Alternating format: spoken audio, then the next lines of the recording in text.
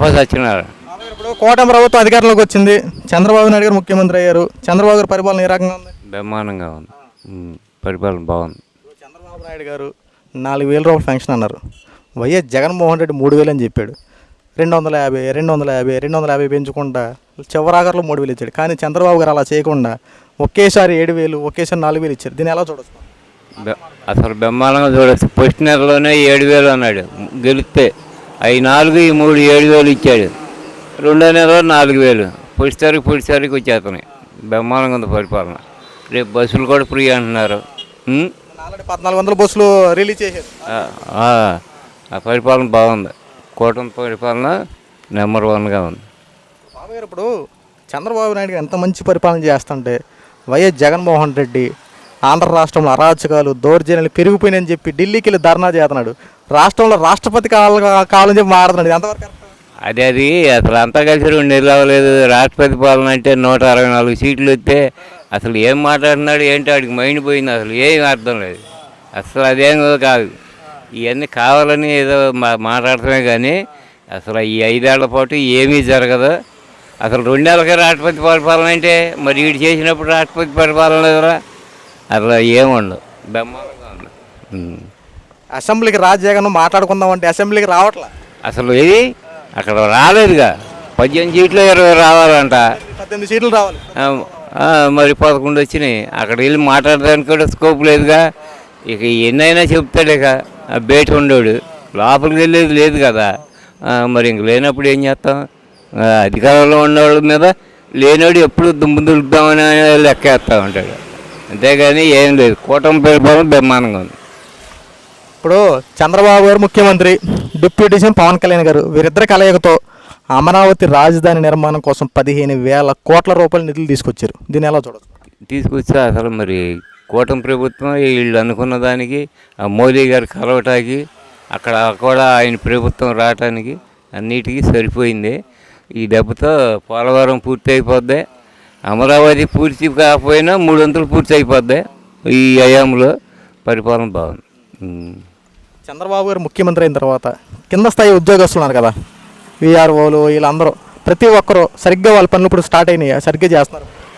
అయితే మనం చదువు లేదు మరి చేస్తున్నారని అనుకుంటున్నారు.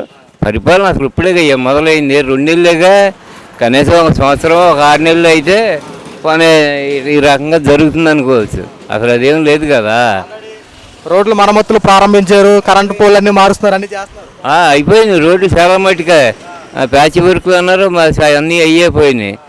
మరి కాలువ నీళ్ళు అన్నారు. మరి దానికి తగ్గట్టు ఈ ప్రభుత్వం రావడానికి వర్షాలు పడటానికి అనుకూలంగా బ్రహ్మాండంగా ఉంది. ప్రభుత్వం అయితే బాగుంది. 5 ఏళ్ళు అనుకున్న పనులన్నీ నెరవేరుతాయి. మీ ఇంట్లో మంచి జరిగితేనే నాకు ఓటు వేయండి అని చెప్పి జగన్మోహన్ వాళ్ళు ఎవరింట్లో మంచి జరగలేదా?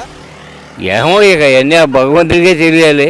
మరి జరగపోమంటేగా జరగపోమంటే మరి 11 సీట్లతో కనీసం ఒక 60-70 అన్న వస్తాయి అనుకున్నారు. 100 సీట్లు చంద్రబాబుకి వచ్చిన మరి అది కూడా లేదు. అసలు వెళ్ళి నుంచి మాట్లాడటానికే అధికారం లేదు. మరి ల్యాండ్ టైటిలింగ్ యాక్ట్ పెట్టాడు. మన పాస్ పుస్తకాల మీద జగన్మోహన్ రెడ్డి ఫోటోలు ఉండడం అసలు ఏంటి? అది చాలా తప్పు. అసలు ఆడి ఫోటో దాని మీద ఉండదు. ఏంటి ఏదైనా అవసరం వచ్చిన చాటు ఉంచుకుంటాం, అది మెరుగు. ప్రతి దాని మీద నా ఫోటో ఉండడం అంటే అది ఘోరం. అసలు ఏం జరుగుద్దో ఏంటో కూడా తెలియదు. ఇప్పుడు గత ప్రభుత్వంలో చంద్రబాబు గారు ముఖ్యమంత్రి ఉన్న టైంలో అన్నా క్యాంటీన్లు ఏర్పాటు చేశారు. వైఎస్ జగన్మోహన్ రెడ్డి పరిపాలన అన్నా క్యాంటీన్లు తీసేశారు. మళ్ళీ ఇప్పుడు అన్నా క్యాంటీన్లు ఏర్పాటు చేస్తూ ఉన్నారు. దీన్ని మనం ఎలా చూడాలి? బ్రహ్మాండంగా. ఇదివరకు చాలామంది తిన్నారు, మళ్ళీ ఇప్పుడు మొదలవుతాయి అంటున్నారు. ఇక బాగానే ఉంటుంది. లేనివాడు వెళ్ళి 5 రూపాయలతో భోజనం చాలామందికి ఉపయోగపడుద్ది. మంచిది అది కార్యక్రమం. చంద్రబాబు నాయుడు ఉచిత ఇసుక అవలంబించి పెట్టారు. అయితే దీని వెనక డబ్బులు వసూలు చేస్తున్నారని చెప్పి కొంతమంది మాట్లాడుతుంది. నిజం అబద్ధం? ఇంకా ఏది నిర్ధారణ తెలియదయ్యా. అది ఇసుకలే. ఇప్పుడు ప్రభుత్వం మొత్తం 2 నెలలకే అన్నీ ఎక్కడ జరుగుతాయి?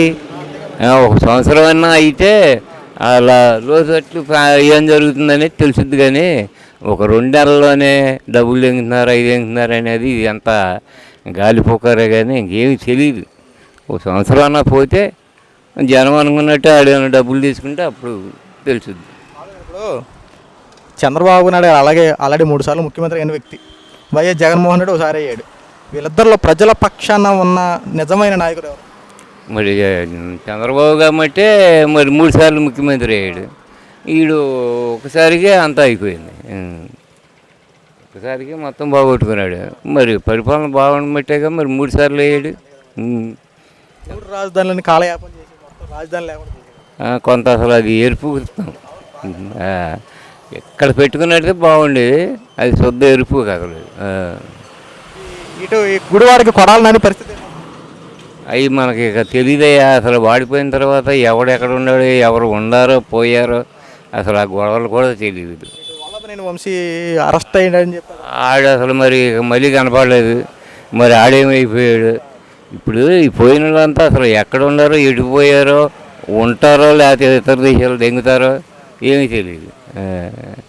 చంద్రబాబు నాయుడు గారిని అరెస్ట్ చేసి సునకానందం పొందారు వీళ్ళందరూ. 3 నెలలు ఏదో 2 నెలలు చేశారు. అది శుద్ధ ఎరుపుగా అయిపోయారు. అది చాలా తప్పది. ఈ చేయటం వల్ల చాలామందికి జనాలు కొంత వ్యతిరేకమయ్యి చంద్రబాబు ఈ కూటమి కలిసి ప్రభుత్వం ఏర్పాటు చేసుకోవడానికి మంచి అవకాశం కుదిరింది. ఆయన జైల్లో పెట్టడం వల్ల.